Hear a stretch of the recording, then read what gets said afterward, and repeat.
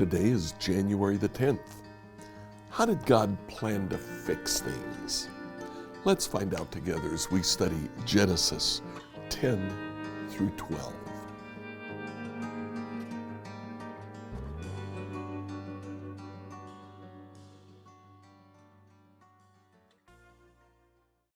As we read through the Old Testament in a year, today we'd like you to look at Genesis 10 to 12. Just take some time to read that. It begins with genealogy, but struggle through the names, move beyond it. What comes is really interesting. After the genealogy that we find in Genesis chapter 10, chapter 11 begins the story of the Tower of Babel. Now, the only thing to notice in the Tower of Babel, in the Old Testament, this is the third story of the fall. Genesis 3 has the fall of man. Genesis 6 has the story of the fall of angelic beings.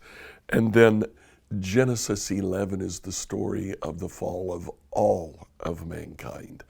It comes after God destroyed the world and restarted it with Noah, but sin is still in the world.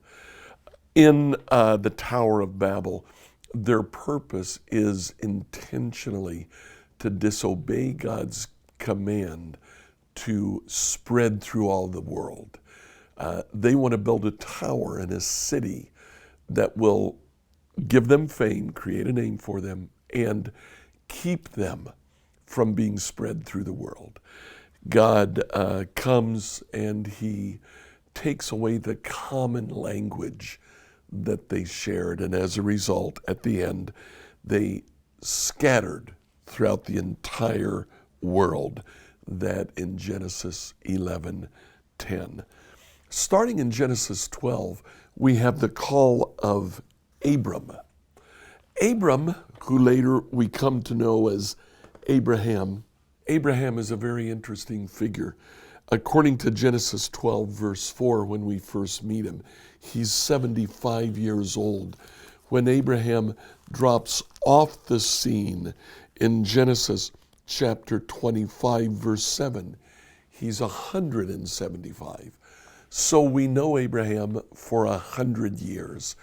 In those 100 years, God appears to him 5 times. It's about once every 20 years. But it appears to be enough for Abram.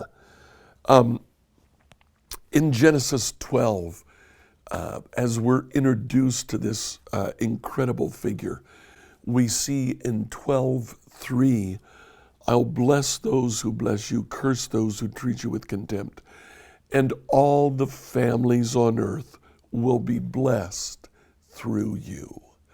God gives a promise to Abraham that counteracts the curse that he gave to Adam and Eve, that their descendants would be cursed because of their disobedience. Because of Abraham's faith, all of the world will be blessed. We'll see more about that faith in upcoming chapters. In Genesis 12:2, God tells Abraham, I will make you a great nation.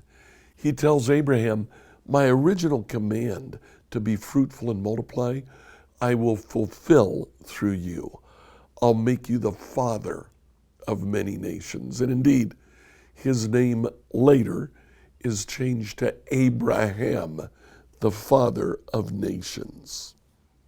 As we come to the end of chapter 12, from verses 10 to 20, Abraham and his wife Sarai go to Egypt, and we see that in spite of how good Abraham is, he is still an imperfect vessel. Enjoy reading Genesis 10 to 12. See what you can get from it. Like, follow, and subscribe this podcast on the platform that you used to listen to it. Email your questions to us at questions@becomehope.com. Tomorrow we'll answer the question, How does God talk to us?